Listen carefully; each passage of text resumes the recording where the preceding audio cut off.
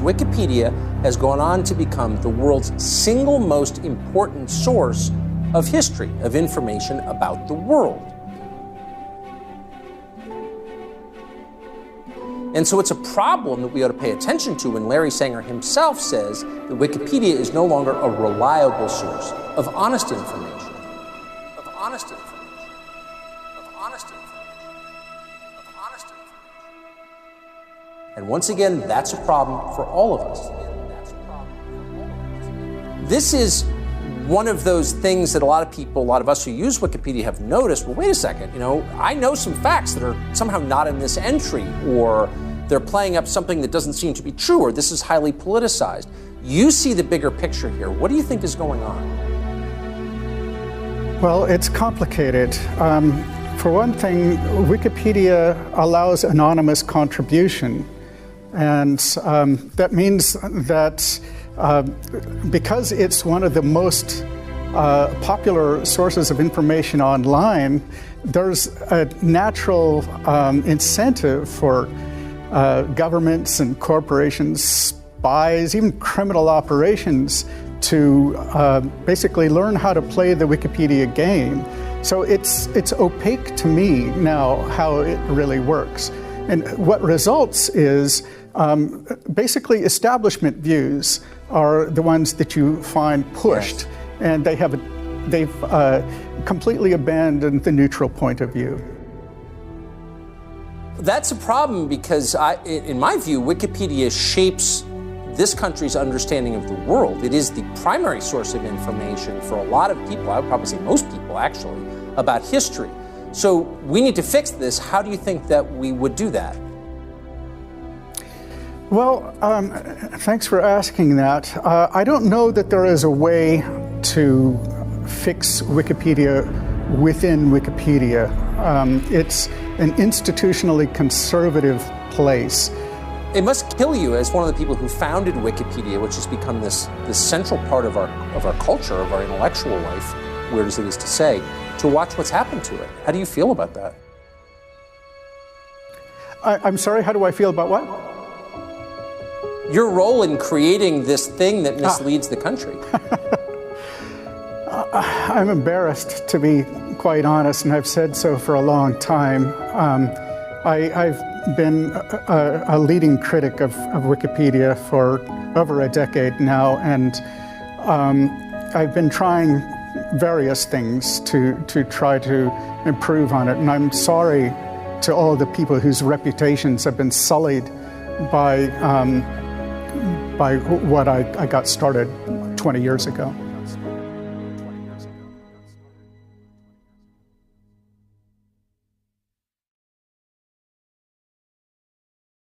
To watch all of my exclusive content not featured here on my channel, log on to my website at imjustheretomake.com/films.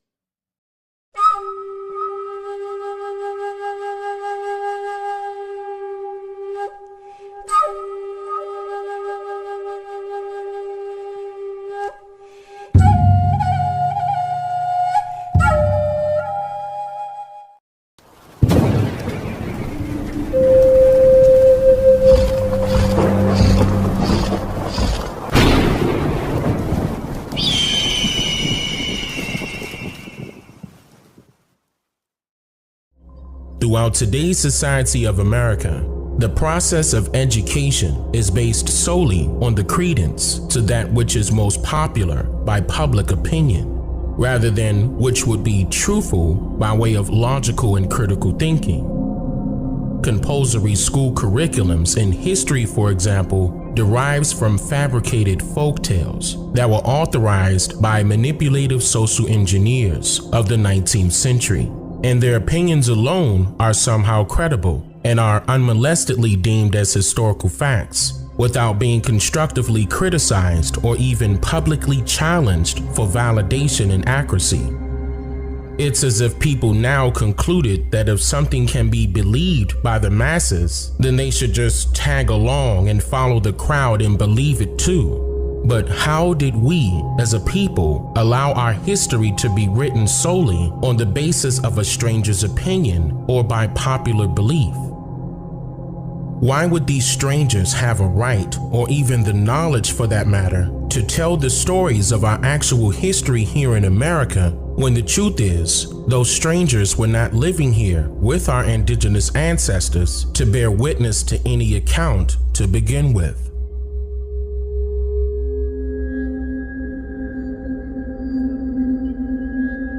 Now, I want you all to think about the very first time that you have ever heard of the term slavery, and try to recall what you were told about the so-called slave ships amongst these slave stories.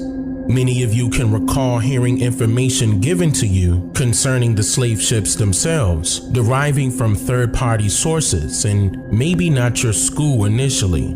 But that's very important to note, because we must now ask, where did these third-party sources retrieve their information about the slave ships in general?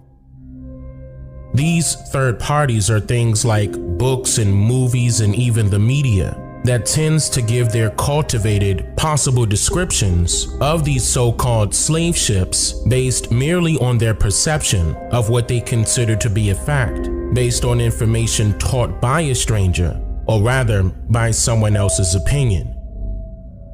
For example, fictional movies like 12 Years a Slave and Armistead, then the resurfacing of the story surrounding Clotilda, which was allegedly found and deemed as the last American slave ship, just like the Wanderer, which was also deemed as the last American slave ship.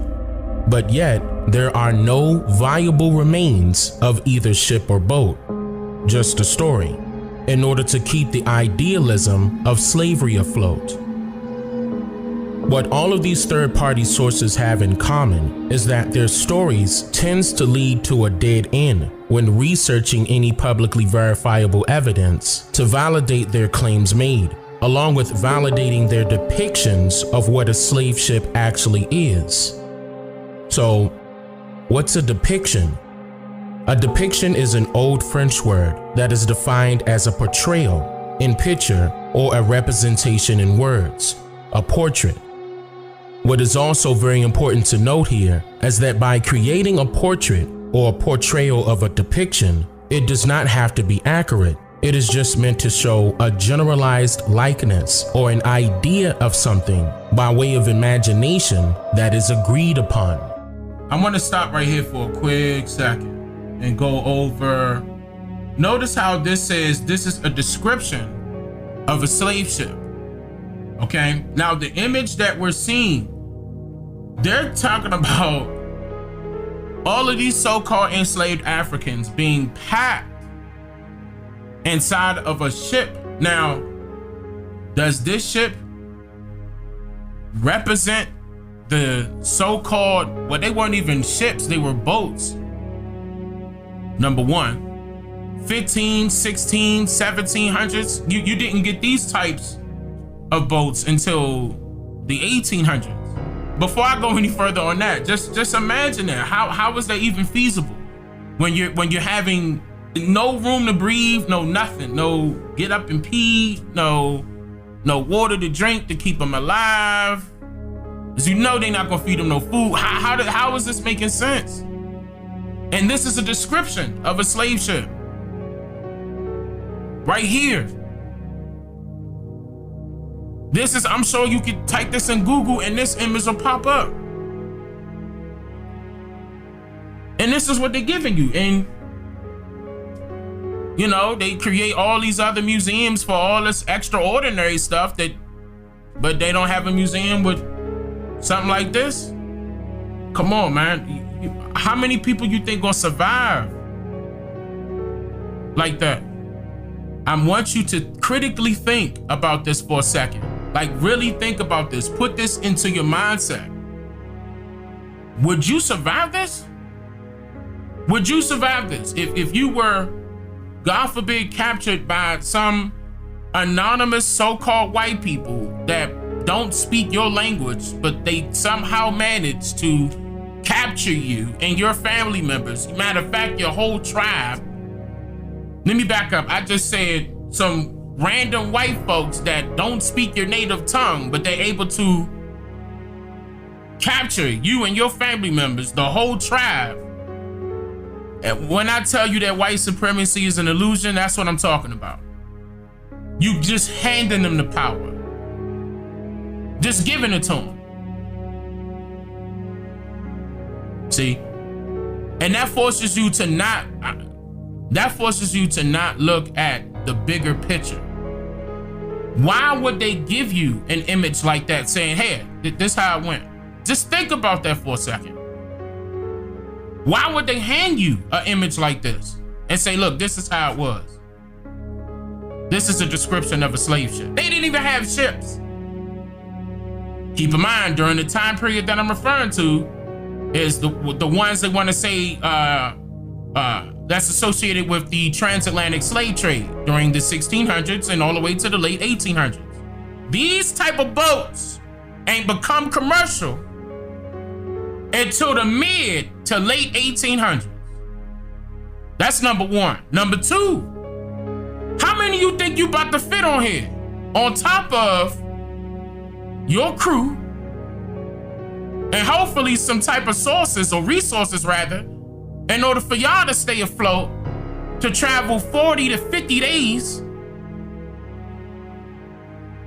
from Africa to South America by cargo ships. This is what this is.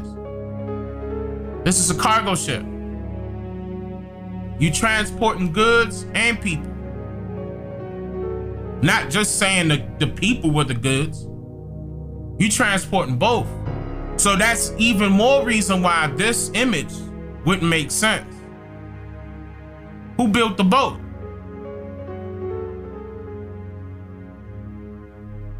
That would be expensive. In fact, when I said in this video here, and I'm going to go back to this, maybe in this live stream, we'll see how that goes.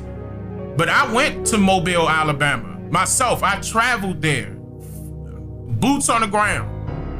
And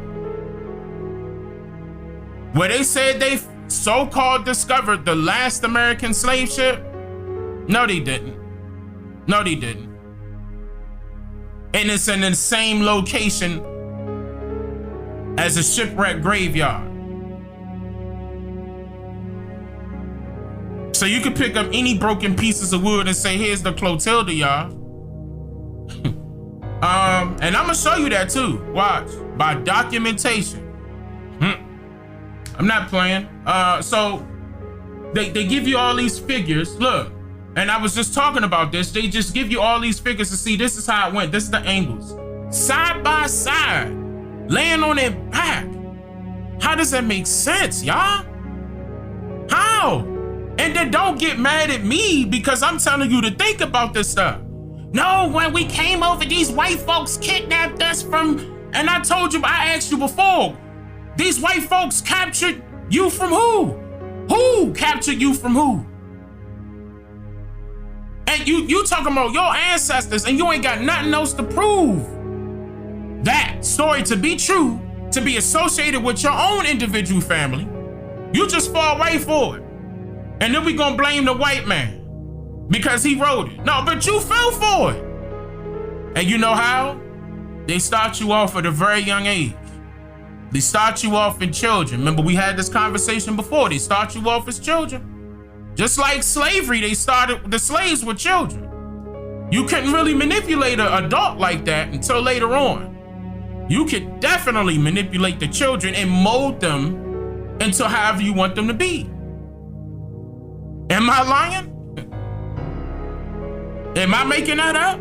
Is that something we gotta go Google? Come on. Think. That's what this is about. That's what I'm about. I'm here with me. I'm not about to, I gotta cause commotion and cause drama just to, for what? For what? Here go the drama, here go the commotion, right here. This it, I'm pointing it out. Here you go. We should have an issue with this. But that's not gonna make a difference. It's not. How is it not gonna make a difference when you sitting up here complaining every single day about what's not going on for our people, but you want to come up with solutions, but yet the solution that you do come up with never work? It fails. So you get mad at a young brother like me that's coming out telling you, look, hey, we need to start from the past to correct those issues that we had in the past, right now, in the present. And then we're gonna have a better future. What's wrong with that? Can we try that? Or you wanna go cry, baby, cry, and go run to the government and ask for some help? The same government that allegedly put you underground, you gonna go run and ask for help from the same people. Their ancestors, their offsprings, rather, their predecessors. Look, I'm not trying to. Nah, that's not how it's gonna work. I'm not trying to lay down for them. I'm not submitting my pieces on this chessboard. I'm not doing that. You don't like it? Oh well. Oh well. Tough luck. I don't care about, and see people, and some people, little people out there want me to debate them. For what? What is that going to prove? Debate what? You want me to debate this? This what you want me to debate? You want me to waste my time with you? Pay for it. That's not my agenda. My agenda is not here to debate. My agenda is to teach, to make you think again for yourself. Because if everybody was thinking for themselves again all the way 100%, they wouldn't have fell for this crap right here. That's number one. I'm just here to make you think.